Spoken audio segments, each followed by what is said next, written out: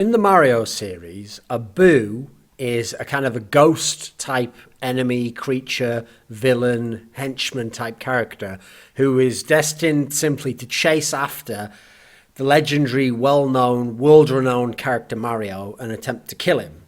Now, Boomeo, on the other hand, is a service whereby you can practice, warm up, learn from pros, and you're not destined to just be like some sort of ghost, just chasing after these legendary figures. You can actually communicate. You can learn with them. I mean, you can ask me questions. You can learn from their guides. You can practice using similar methods they do, like the duels mod. It's pretty good.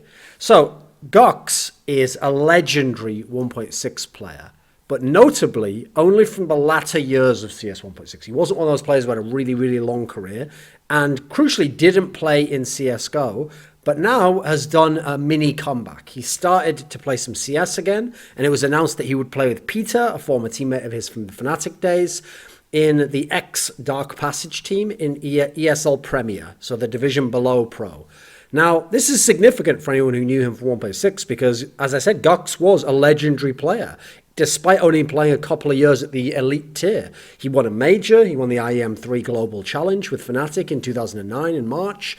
He won a solid 11 or 12 international titles. I tried to ignore some of the smaller ones there, but it's around like 11 or 12. So you know, if he only really got to the top level, played in an elite level team from 2009, and the game ended, I mean, he retired in the middle of 2012 after Dreamhack Summer. So he only got about 2.5 years, and there only was about 2.75 years worth of 1.6 to be played around the time that he was active at the elite level. So, you know, if he won a major and that many titles, more than a dozen, or more than 10 rather, big, or more than 10 notable international titles, that this guy got cooking. He was doing work. So in the early days, he played in a team, we're going way back in time now, called Volt, where he played with a player called Magix and his brother. Magix was the more well-known one, but there's a player called Jumpy, who obviously now is known as the coach of FNATIC, and at the time wasn't a very well-known player, wouldn't be known for a couple of years later until he joined MYM. Gox actually briefly got to stand in for SK Gaming in 2007 when they were actually quite a beaten up lineup, but they still had Spawn and all the rest of them. Now, Spawn couldn't play at a WCG pre-qualifier, not the main qualifier itself for Sweden, but the pre-qualifier to get you to that. And so SK used Gox as a stand-in. This was back when SK had like Roban, they still had Fisker. They had a few other players who were a bit more ropey, like they had Striker who didn't last very long, they had Alan. Now, that went okay, but beyond that, you know, he went back and he started playing again with the semi-elites in Sweden. So he played around the tier that was the sort of 3rd, 4th, 5th level teams in Sweden, which were always competitive because the next stars would come from there. And maybe some of them could upset the big names, but in general, it was still the FNATIC and SK story in Sweden. And before that, NIP had been in a trio with those three. But NIP pretty much died out in 2007 at the time. So he played in a team called Blank. Now, this team had a number of big-name players. It had Striker, who was in SK, who wasn't that big a name. Had Nico, who always hung around that lower level, never really got his chance at the top level.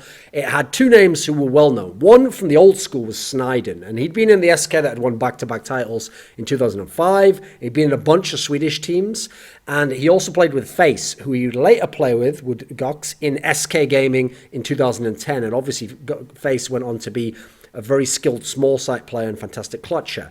Now, interestingly enough, I remember because I was working for SK Gaming when Gox was in the team, I asked him about Sniden actually, and he had a very curious comment to make actually, which is, this is just after he'd played with Khan and FNATIC and won that major and won many titles in 2009, and he played with some other in-game leaders before that, but he actually told me he thought Sniden was the best in-game leader he had ever played with and ever known in CS. And the reason why actually was that Sniden was fantastic at reading the game, at really knowing, apparently according to Gox, where all the other players were and what they would do and how to attack them. And he said he was incredible at that particular respect. So interesting detail to note there.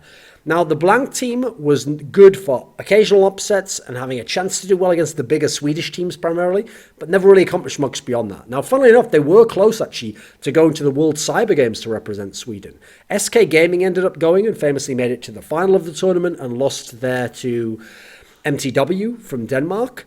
But the Blank team of Gox, etc., was able to get to a third map in the final of the qualifier for Sweden and lost in what was a famous epic match on Train, which was 5 times overtime until finally the SK guys beat them. And so everyone could already tell at this point in time this Gux guy had something. He was the obvious name. Him and Face were the ones. Face was still coming along because he'd been in NIP before. People kind of didn't know if he was ready yet because when he was in NIP, he probably got bumped up a little bit too early to play along with Get Right, etc. But Gux was the one where you could already see he had some skills and he had kind of some swagger and some charisma about himself. I mean, at Dreamhack Winter, later in that year, the team had managed to take FNATIC, who was still a very good team, still a world-class team, to overtime in a game, and managed to beat SK Gaming. So in 2009, in February, late February, it was announced that Gux would join FNATIC. And along with him came Get Right as well, another young star, more of a troubled star though, who'd been around a few different teams and also had a chance in SK, but his hadn't worked out either really, hadn't really been picked up properly. And so when these two players were added, first of all, it was a radical change in tone and style for FNATIC, because they'd always been the team who recruited people based on social cohesion. Like, they recruit people who they got along with as a group and who they thought would have like calm attitudes and who would fit the personalities of the team, because, you know, Forrest's not the most outspoken star. Khan, quite an outspoken guy, but someone who in general doesn't like he doesn't like overly aggressive players in terms of personality. DSN, again, more of a chilled guy. They had Ins at the time. So they tended to more recruit for like good team play, basically, and people who got along together. But because in 2008, they hadn't really gotten it done to their standard. 2007, they'd been the best team. 2006, they'd had very good results on the come-up. 2008, they had solid results. I mean, they finished top 4 like 8 times or something. They won a few tournaments. They won like 3 tournaments that were notable. They didn't win any of the majors. They constantly got upset by bigger teams. MTW, Mouse Sports, even the Koreans of Istro outstripped them in terms of performance. The Poles won a major. All these other great teams around. It's a very, very competitive era in 2008, and FNATIC hadn't gotten it done ultimately. So they decided to take a radical gamble and bring in 2 young potential star players in Gux and Get Right. And at the time, Gux was like a clear one you'd try out. Get Right, also people still weren't sure because of the SK period, but they brought them in, and all of a sudden they revolutionized Counter-Strike. Because 2008, you'd had all these teams on top, had been these teams who had very detailed tactics, who had great team play, who had a very versatile teams of players who could do many different roles, and that enabled the tactics to be very deep. And at the time, it was very much the counter-flashing era, where people fantastically knew how to play off each other and what to do depending on what was going on in the round, and a lot of anti-stratting, because MTW, the Danish team, was the best team. And so along came FNATIC, and they brought in these young stars, and they had this trio of superstar level players. They had Forrest, the old school star. They had Get Right, the young star coming up, and they had Gux, this aggressive young star. Get Right, more of the passive young star. And with these 3 players, they would just run over sites with a very dry style. They would throw one flash, or they'd just go in completely dry, but with their weapons out, and they would tear apart teams, including MTW. They dominated the MTW team that had been fantastic from the year before with Wimp and Sunder and Ave and all those guys. And they were so good in 2009. They hadn't done that well in their first event, but right at the first major, they won the first major. Then they went on the streak, winning all these tournaments. They won Code 5, they won ESWC Masters, they won Dreamhack Summer. Well, no, they didn't win Dreamhack Summer, actually. I've mistaken that one. They won, what else was it? Dubai later in the year. The key thing was, early on in the year, they were tearing everyone apart. No one could stand against them. SK was second, but still couldn't beat FNATIC. Now, over the summer, as if to show the level Get Right and Gux were on, they did win a tournament called Dreamhack Summer, but they won it as a mixed team. They won it playing with Threat and Face and Crystal and these other players, basically, who were like on the second tier in Sweden. They just made a mixed team with those guys, played with some of them in the past, and wrecked SK at that tournament and won that tournament over them, as if to show that, hey, these stars, even without Forrest and Khan, etc., are unreal. That year, Gux played in the ENC team, the national team, and won that tournament as well. That was played on LAN. There were a few bumps along the road. They had the Chengdu event in China where they finished second, lost in overtime to the new Face and Crystal powered SK. But there was a detail that no one knows about that tournament, which is that the sponsor for FNATIC had made a lot of them switch mouse. And some of them, the mouse at the time, the firmware wasn't that good on these brand new mice. And it made they made them a little bit less effective. And I think that's actually key as to why they lost that tournament. Anyway, they came back. They won Dubai right afterwards. They got ahead of SK in that sense. The big killer in 2009 was losing the World Cyber Games. That was the other major. There was only 2 majors that year.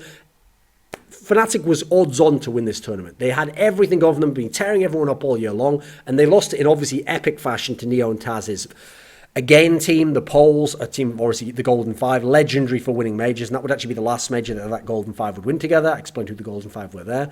Now, after this is the key thing. Losing WCG already put the team in a bad mood because, I mean, they should have won it. They were the big favourites. They'd lost.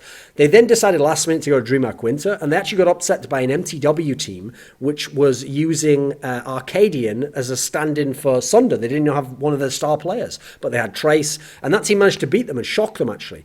And at this point, Gux actually left the team. Now, officially, we didn't know he'd left. Like, they were going to use Threat as a stand-in to go to WEM in China, where actually the team ended up winning the tournament. But Gux left. No, it was never revealed publicly why. But if you know behind the scenes, there was some kind of personality conflicts there. I mean, the team had won a lot, and they'd got to that period where it was almost like the decadent period, where now, unless you're winning, it's not good enough anymore. Even coming second's not good enough, and you get all the kind of abrasive elements. And again, the key thing was, because to recruit Get Right and Gux, much younger players and players without as much experience and more socially different players than the core culture of FNATIC was such a risk, but it paid off. Now it got to the period where it wasn't paying off as much, and now someone like Gux, who was a much more outspoken player, didn't fit with the rest of the team as much, and they had their issues, and he left or was kicked or whatever went on behind the scenes. He initially tried to make a team with a bunch of old legends like Tempole and Spawn and these guys. That didn't last very long, and what happened was he was brought in. They kicked out Crystal, who'd been one of the recruits of SK, when they'd won the Chengdu event, so let's say like 4 or 5 months earlier, and in came Gux to join SK Gaming, the rivals of FNATIC. And FNATIC still has Get Right, still has Forest, and they'd actually recruited Threat, the former in-game leader of some past teams who were on the 2nd or 3rd level in Sweden, to replace Gux. Now, the first tournament for Gux in SK was the IEM4 Global Challenge, the first major of the year, which FNATIC ended up coming second at, and SK managed to get third. Now, Gux was good in his debut, but he only had played with the team a few days. He hadn't really had much chance to practice with them. They did well enough to get to the semis, but famously Forest and FNATIC just smashed them completely there. Obviously, big rivalry because Gux wanted to beat his old teammates. Now, interestingly, that would be a core theme going through Gux's time playing with SK, is that it was all about proving himself to be a star player in his own right and proving himself to FNATIC that, we should never have split up. Like, I'm still fantastic. And he also famously was a player who played very well against Na'Vi, and this was the year when Na'Vi dominated everyone. So another big tournament after this was a tournament called Arbalete Best of 4, and this was an exhibition tournament where they invited Na'Vi, at the time the world champions, FNATIC, an extremely very good team, SK Gaming, a very good team, and United, which was a team which was like a CIS super team, sponsored by the same guy, Arbalete, who'd funded the tournament, and Na'Vi. And it was an exhibition tournament where you each played all the other teams, and you had to play all 5 of the maps. Even if you lost the first 3, you kept playing the other 2. And so it was a very bizarre tournament. And actually, SK managed to finish ahead of FNATIC, but behind Na'Vi at the tournament. And Gux going really crazy in this tournament, which was all played on stage in that cyber arena in Kiev, was a big reason why. And already people could say, hey, there's some superstar potential here. Unfortunately, SK's results were really up and down with him. Like, they went to Arbalete Cup Europe afterwards, which was a full big tournament, in fact, actually at Inferno Online, and they bombed out in the group stage. They didn't get very far at all. They were upset. They had the Inferno Online League tournament, where they actually managed to beat the guys from FNATIC there, and Gux again showed a big performance, but then a similar amount of time, might even have been the same weekend, they had the WCG qualifier, and they actually lost to FNATIC there, so it was going backwards and forwards. Now, a key event during his time in SK was Dreamhack Summer 2010, because at this tournament, Na'Vi had been winning most of the tournament. Sure, FNATIC had won the Arbalete Cup Europe, and coming into this tournament, FNATIC got upset early by the H2K team, I think it was H2K, of Threat and Crystal and those guys, and over on the other side of the bracket, everyone's thinking, right, well, Na'Vi's probably going to win the tournament, right? And what happened was the guys from SK, including Gux, were able to beat Na'Vi in an epic overtime series. I think it was 2-0. And Gux was a big part of that again. He was probably the star player for SK at the time. But unfortunately, despite beating Na'Vi and being one of the only teams to beat them in a big series that year, along with FNATIC, it would then go on in the semi-final to lose to MTW, the Danes, who were having their resurgence, and from this point on would become one of the best teams, an elite team again, and would be one of the main challengers to Na'Vi. The last tournament for Gux in SK, because we had a similar problem where once they had good results, but then they fell off a little bit, he had that kind of wanderlust, he had that restless soul, was at ESWC, SK got the easy side of the bracket. All the other elite teams were on the other side of the bracket. There was FNATIC, there was Na'Vi, there was MTW. So 3 of the top 4 teams in the world were on the other side of the bracket. SK locked in the easy side of the bracket, beat the Poles, who at the time hadn't fully charged up with Pasha yet. They'd kicked out Luke at the end of last year. They weren't at a championship level. They got to the final, but unfortunately they had to play Na'Vi there. And Na'Vi were in blistering form. They'd wrecked FNATIC and beaten MTW. And in this final, yeah, SK wins a map, but Na'Vi dominates, Markelov dominates, and at this point in time, because SK's being crushed in that fashion, and they haven't won any big events really with Gox, and FNATIC's gotten beaten in the round of 8 of the tournament, and they've had some wins, but they've lost a lot to Na'Vi. Finally, Gox's points gotten through to FNATIC, and they actually go to Gox, and they bring him back into their team. Now, there's a lot of dispute at the time over the contract issue, because Gox essentially didn't submit the full contract and claimed he hadn't signed a contract, that he was free to leave, but then he said when he was leaving, oh, and by the way, he didn't pay me the salary, and said, well, why would we pay you the salary if you didn't sign the contract? There was a whole bunch of fuckery going on with that story, but whatever, he left the guys from SK in the lurch. They had to go to Arbalete Cup Dallas, like with only a few days later, and take Modi out of nowhere as a stand-in, and he went off to FNATIC. And immediately, they had some success at FNATIC, putting back the 2009 lineup because they kicked out Threat to replace him. And they won Game Goon, where they beat Na'Vi and the Poles. They won IEM5 Shanghai, where they beat Na'Vi in the semi-final in an epic match, one of the best matches ever. Unfortunately, that tournament was overshadowed by the fact that obviously 6 from mousesports had died en route to trying to attend the event. After that, though, despite the fact they were right back head-to-head with Na'Vi, beaten Na'Vi a couple of times. People think, hey, maybe they can close the year as the number 1 team. Maybe Gox being back has transformed this team. Now they can beat Na'Vi when they play them. Unfortunately, they wouldn't win any more tournaments that year, big ones. And they had some quite difficult runs of form. They went to the WEG E-Stars tournament and lost to Istro. Well, we made Fox at that time. The Koreans were solo. They lost the Beat It tournament in China to Lopez's Evil Geniuses in the final. They went to Denmark for these couple of tournaments. They lost the DS Rack tournament to, I think it was Full Gaming, the one with Friese, the second best Danish team. Then they beat that team to win another small tournament around that time. They went to Dreamhack Winter, the last big tournament of the year, and they've had to play Na'Vi early in the tournament. And this time they didn't beat them, and Na'Vi beat them comprehensively in the round of 8. And so disappointing into the year.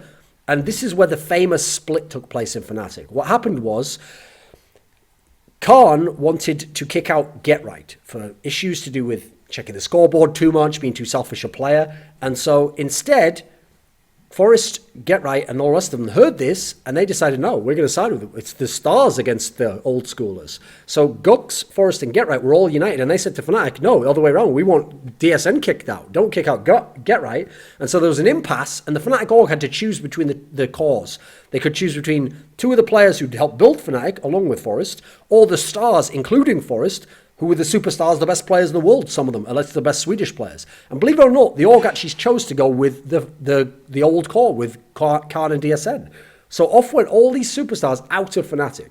Now, because of SK's issues with the contract thing with Gox, they said, we're not having that guy back. He can't come back to this team. So Gox was left in the wilderness. Now, Get Right and Forrest joined SK and actually later went on in the summer to be the best team in the year and to win a major at ESWC. Gux had to go off, and obviously he couldn't play in FNATIC, and obviously he couldn't play in SK, and he had to go off to the 3rd best Swedish team, and that was Threat's Lions team. And Threat was a player he hadn't had as his in-game leader before that. So he goes off and he plays with this Lions team, and it doesn't go well. They're like an all-right team, and they have chances in matches to get upsets, but they don't ever really come through. They don't get big results. And so later in the year, one of the things that made the Get Right and Forrest SK the best team in the world is they took a player themselves from FNATIC in dodgy circumstances with contracts. They took Delpan, the dominant orc player, and that's what helped power them in the summer. So when Delpan left, in came Gox back to FNATIC. They welcomed him in. There's no Get Right, remember, there's no Forrest, there's just Khan, there's him, there's a bunch of other players. Exist was a fairly new player to the top scene at that time. They had Peter, who was more of a supportive player. And coming into the lineup, initially, it was a tough time actually for these guys because Khan and DSN especially had really seen better days, and they had a bunch of very lackluster results where it wasn't going particularly well. They had a famous one where they played actually against, this was 2011, they played at a tournament called Adepto BH in like Serbia or something against Na'Vi and got 16-0'd on one of the maps actually. I think it was Tuscan. They had a bunch of placings where they never made the final of a big tournament. DSN then retired after Weggy Stars in Korea, where they'd been upset by Lopez's WinFact team. DSN retires, and the player they replace him with would end up being the Dane Fries, the guy who obviously everyone will now know from SK Gaming and Heroic, and well, it wasn't technically in Heroic. SK Gaming anyway. I think wasn't he in Tricked recently? And obviously one of the better AWPers at that period of time. Now this team now has some results towards the end of 2011. They win IEM in China. Now it wasn't all the top teams there. It was like none of the elite teams basically, but they won that tournament. Gox was one of the better players at the tournament. They didn't do well at ESWC, unfortunately. They got upset very early on there by the German teams, believe it or not, which is quite bizarre because Germany wasn't that great at the end of 1.6. They managed to have an amazing run, though, at Dreamhack Winter. Now, Dreamhack Winter, much like Gox at ESWC with SK a year and a half earlier, he got on the easy side of the bracket. FNATIC got this really crazy easy side of the bracket. Meanwhile, Na'Vi and the Poles and Lemon Dogs, the Threats team, were on the other side. And actually, it's Lemon Dogs that emerged out of that like clusterfuck of a Na'Vi as well, who managed to get out of the side that had 3 of the top 4 teams in the world on. And so FNATIC, amazingly, were favoured in the final and did win an epic final over Threats Lemon Dogs team. So they won one of the last big tournaments of the year. They also did well at the, what was that one called? It was called like the final best of year. No, it was MSI Beat It Russia or something. They won another tournament where a lot of good teams were there, but they didn't have to play too many of them. But famously, they beat Na'Vi at that one. So the year ended with a pretty good high for the team. But the problem is they'd won some tournaments, but they were often in upset fashion. And Gux was the star player of the team, but he wasn't as good as he'd been in SK, and definitely wasn't as good at his peak in FNATIC. And so he was good, but the teams clearly lacked a bit of firepower. Like that's why they didn't win any majors and didn't really come close. So coming into 2012, the lineup was very fractured for FNATIC because they had players retire and leave and all the rest of it. So early on, they managed like some 4th, 5th, 6th, then Khan retired. So now they brought in Carrigan, and Carrigan became like the in-game leader. It was Exist was the in-game leader at first.